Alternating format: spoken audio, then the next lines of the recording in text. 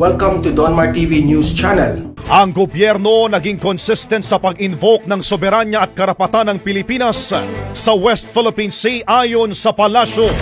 China, sinabihan ng mga opisyal ng Pilipinas na tigilan na ang pagpapalaki ng issue ng mga barko na namataan sa West Philippine Sea. Ang AFP magde-deploy ng 3 karagdagang barko ng Philippine Navy sa West Philippine Sea.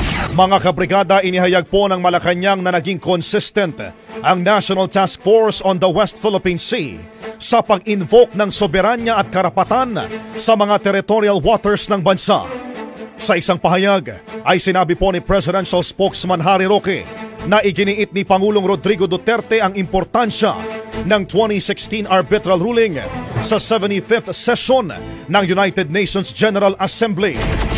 Dagdag ni Roque, nakapaghain ng Department of Foreign Affairs ng mga diplomatic protest laban sa China at pinatawag din ito si Chinese Ambassador Huang Xilian dahil sa sitwasyon sa Julian Felipe Reef.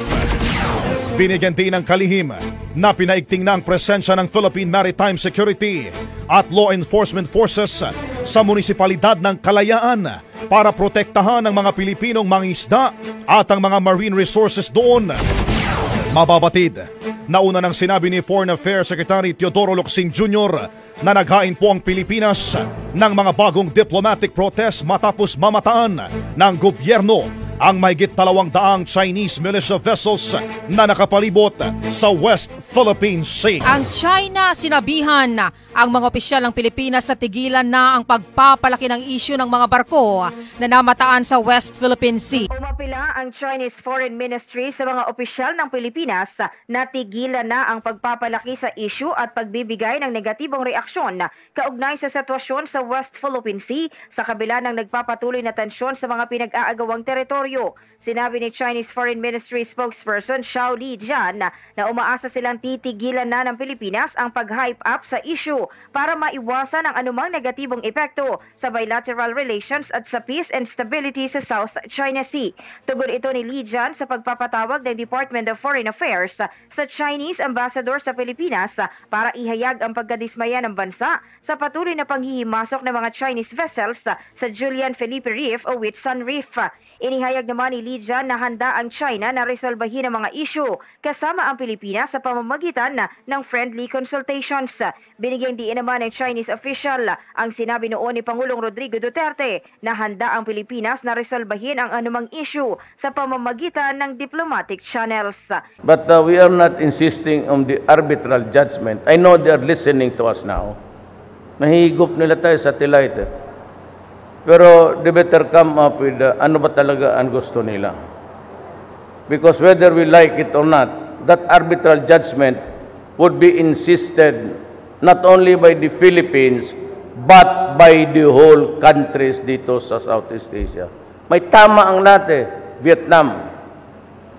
Yung Thailand, ipart yung paikot na nila doon sa upon entering from the Indian Ocean to dito sa Philippines. Then you have Malaysia, Indonesia, Brunei. May tama lahat yan. Amerika. Gagamitin tayo ng Amerika. Ikaw yung nanalo dyan, you insist on it. But we will chart our own course to the national interest of this country. But I'm afraid that if we cannot understand each other, we have to pray for that. You have to do something. What way can we best defend our country? Because there's never a time that we will attack. Na paano ko natin mapag-itanggol ang ating inang bayan in some our own little way because we are not that rich. But I am sure that I guarantee to them na kung kayong pumasok dito, it will be bloody. And we will not give it to them easily. It will be the bones of our soldiers, pati na yung akin, isali ninyo. We will not allow any country to bamboozle. I will not allow that. So it's up to China. They're offering to build the rehab centers in the military camps. Good. They have offered to is asking the chief PNP to go there to look at the armaments against drugs. But the problem is, what about us? What about the issue between us? We will not raise hell now because of the judgment, but there will come a time that we have to do some reckoning about this. So matatamaan pa tayo dyan lahat because you have to prepare. I said, I intend before I go out, it's 5 to 6, 3 to 5 to 6 years. We'll have to just spruce up your arms and your training and everything. And we will take in more men so that we can defend our motherland. We do not want a quarrel. I would walk the extra mile to ask for peace for everybody. Huwag kayong masyadong masaktan. Alam ko, this is a bad day for you. But, you know, I'm a president who is supposed to look for peace for my land. I am not the president who seeks war to destroy our own countrymen. And that is why I am talking to the left. Baka sakali. Pag matsambahan ko to, and there are indications I might succeed. Sir, will you raise the arbitration ruling sa ASEAN, sir? I don't think so. It would not be. But if somebody would dwell on it, we will discuss. But for the Philippines, we having talks. Kung puputulin mo yung bilateral, saan tayo pupunta? It's better to continually engage China in a diplomatic dialogue rather than anger whoever the officials there and they cut completely. Then maraming mabibitin, maritime security pagdaan, then the fishermen.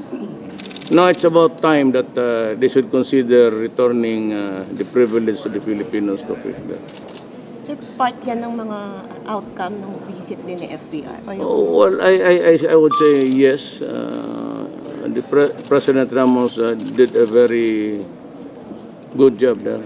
But China should be hearing us out now. About time that you lift the bans of tourists and allow the Filipinos to fish there. Sir, na-communicate na po yan sa China? Well, I'm giving it publicly. Sa iyaman ang sabi, that was what sinabi ko sa kanila noon. President, are we closer to an actual date for bilateral talks in Beijing? Call me mayor na. President, Mayor. I will not answer you. Are we closer to a more official date for the bilateral talks in China, with China? Yes, nearer than you think. Within the year, sir? Within the year, maybe.